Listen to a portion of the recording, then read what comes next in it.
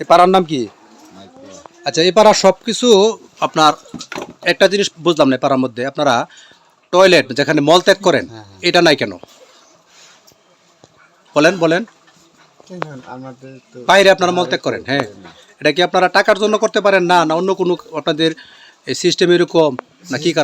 আমাদের পাহাড়ি তো না, সব অন্য অন্য পাড়া তো আছে, সব পাড়াতে দেখলাম মোটামুটি আছে, কিন্তু আপনাদের এই পাড়াতে নাকি, এটা কারণটা কি? এটা কারণটা কি এটা বলে একটু বলেন দাদা।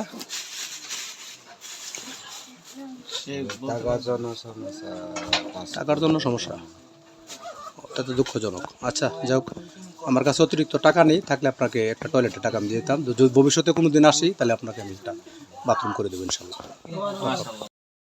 এটা হচ্ছে বুলাইপাড়া বন্ধুরা। এই যে বুলাইপাড়া, এখানে প্রায় 20-22টা পরিবার আছে, কিন্তু এই গ্রামের সবচেয়ে অসুবিধার কারণ হলো এখানে মলত্যাগ করার মতো এই গ্রামে কোনো টয়লেট নেই। অর্থাৎ আপনাকে এই গ্রামে টয়লেট করতে হলে, বাথরুম করতে হলে আপনাকে প্রকৃতির সান্নিধ্যে যেতে হবে, এরকম খোলা মাঠে যেতে হবে। হ্যাঁ, এটি হচ্ছে মাইকোপাড়া, বান্দরবনের গহীনে যেটির অবস্থান। এই যে মাইকোপাড়া, এটি আপনার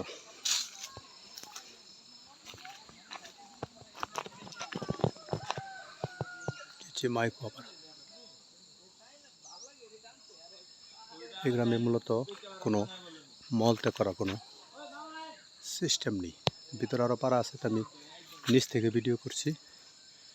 এটি আপনার বুলাইপাড়া থেকে 4 ঘন্টা ট্রেকিং করার পর শুরু হয় এই পাড়াটি। এটা হচ্ছে মূলত ফাইনালি একটি মোরং পাড়া সম্ভবত,